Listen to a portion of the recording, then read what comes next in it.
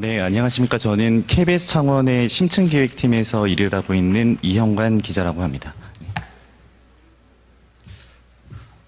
먼저 저희 그 프로젝트에 좀 수상을 할 기회를 주셔서 너무 감사드리고요.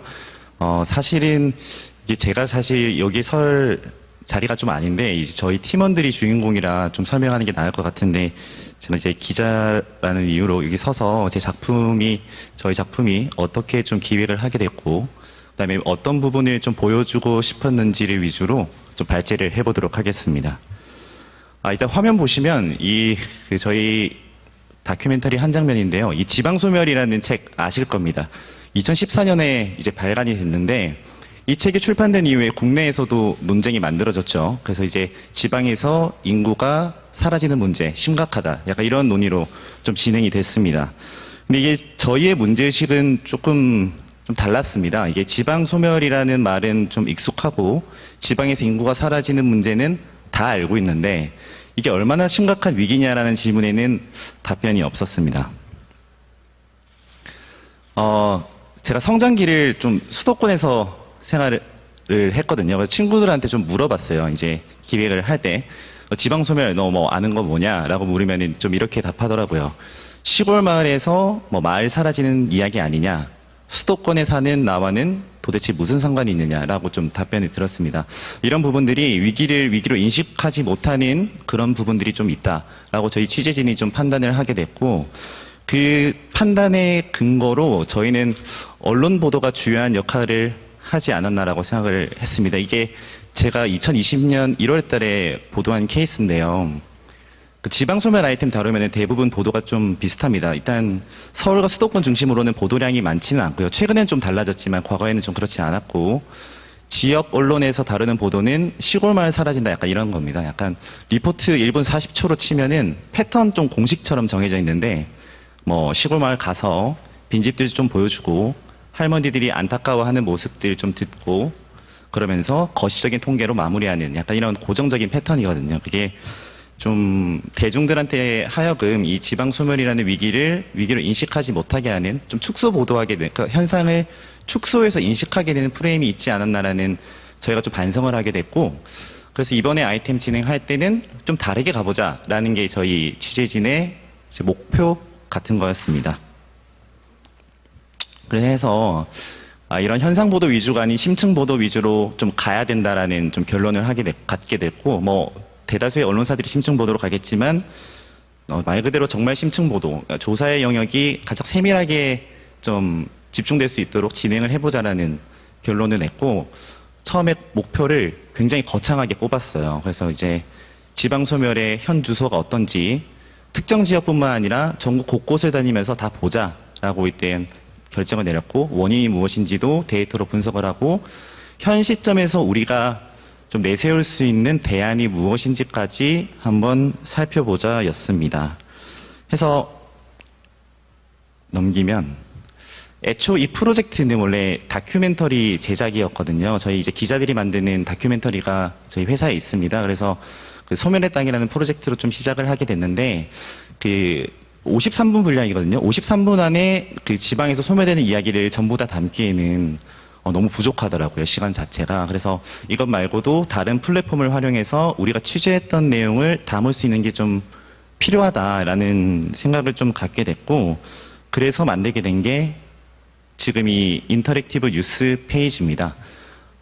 제가 이해하는 인터랙티브 뉴스 페이지는, 전 전문가는 아니지만 영상과 그다음에 텍스트 그리고 뭐 데이터를 활용한 3D 시각화물을 통해서 뉴스를 조금 더 신선하게 체험할 수 있도록 던지는 그런 도구로 이해를 조금 했습니다. 그래서 저희가 사실 뭐 이게 특정한 팀이 마련되어 있는 것도 아니었기 때문에 팀원들끼리 좀 머리를 맞대서 아이디어 차원에서 좀 진행을 했던 거고, 지금 화면에 보시는 저 화면도 사실은 저희가 좀 디테일을 넣는다고 넣은 건데, 나사에서 찍은 인공위성 사진이거든요. 불빛이 이제 수도권과 이제 대도시권 위주로만 밝혀져 있는 걸 볼 수가 있죠. 이게 이제 특정 지역에만 인구가 몰려 있고 나머지는 소멸되고 있다는 거를 좀 상징화한다라는 거였습니다. 그래서 저희가 사실 이 페이지 들어가시면 첫 화면에 뭐가 나오냐면 영상물이 하나 나오는데 한번 보시겠습니다.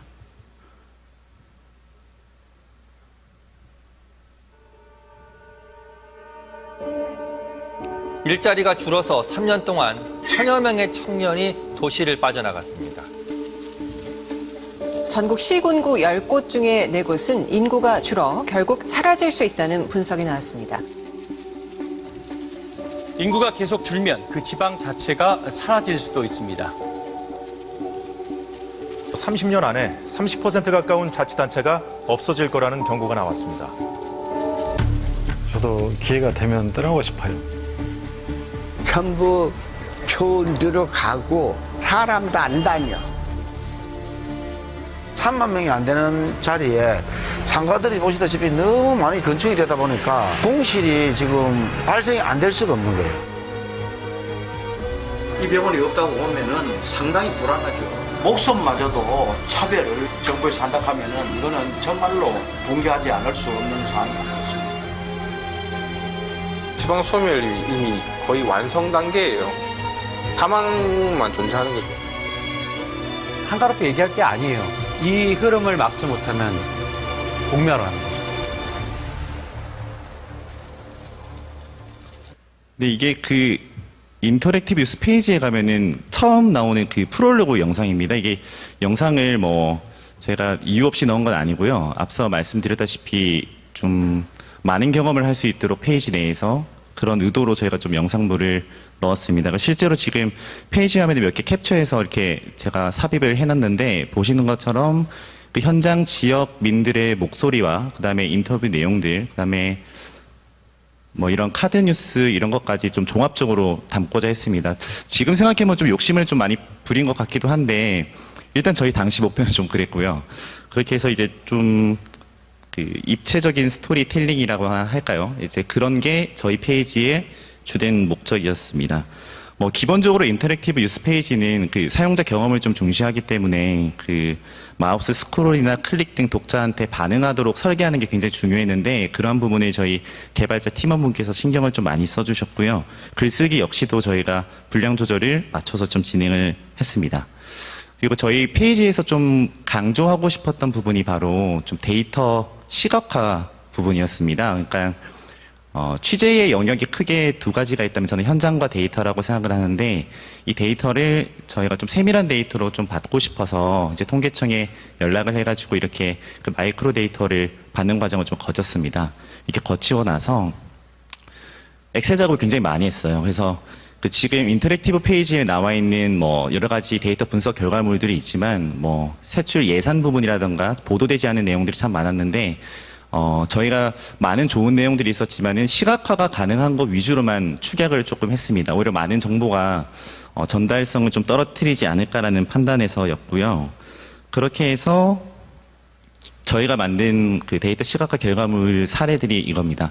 이 빈집 지도는 사실은 그 시사인에서 이미 한번 프로젝트를 진행하셨습니다. 그래서 저희가 이 프로젝트를 진행할 때 자문을 좀 여쭤보기도 했었고요. 그때 좀 차별화 두고 싶었던 포인트는 읍면동 단위에서 제작할 필요가 있다. 내가 사는 마을에, 내가 사는 지역에 빈집이 얼마나 분포하는지를 시각화해서 보여주도록 설계를 했고요. 소멸 위험 지도는 언론 보도에서 많이 보셨을 거예요. 그런데 이 또한 데이터가 좀 자세합니다. 이거는 이제 고용정보원 이상호 박사님 통해서 제가 새롭게 데이터를 만들어서 이렇게 진행을 하게 됐고, 빈집 지도랑 소멸 위험 지도가 말하는 거는 메시지는 동일합니다. 뭐 소멸이 지방에 많이 되고 있다, 이게 전부인데 왜 저희가 두 개를 같이 넣었냐면은 그 소멸 위험 지도에서 그 지방 소멸 위험 지수라는 게 있잖아요. 이게 합계 출산율 기준으로만 이제 그 지수가 뽑힙니다. 그렇기 때문에 이 지수에 대한 대표성에 대해서 좀 문제를 제기하시는 분들이 많았어요. 그래서 이제 빈집 지도와 소멸 위험 지도가 사실상 일치하는 경향성을 보이고 있다라는 것을 입증하기 위해서 두 개를 함께 넣게 됐고요. 사실 저희가 이걸 만든다고 제일 고생을 많이 했는데 이게 카토그램 지도라고, 카토그램 기법은 많이 들어보셨을 거예요. 그래서 인구수에 따라서 지역의 면적의 크기가 늘어나고 줄어드는 모습을 볼 수가 있는 건데, 사실 이 아이디어 차용은 국토연구원 보고서에서 차용을 했습니다. 이제 한 장짜리 단페이지에 나와 있는 그 지도를 보고 이거를 이제 시계열로 입체적으로 좀 보여줄 필요가 있다고 해서 좀 제작을 하게 됐고, 저희가 사실은 데이터 정제랑 분석 작업은 1966년도부터 2020년까지 전부 다 진행을 끝 마쳤습니다. 그런데 데이터 양 자체가 너무 많아서 그 인터넷 페이지에 올릴 수가 없더라고요. 그래서 이제 특정 시기별로 66년, 80년, 90년 해서 그 지도의 변화상을 좀 볼 수 있도록 했고, 이건 뭐 에피소드인데 저기 보시면 독도 있잖아요.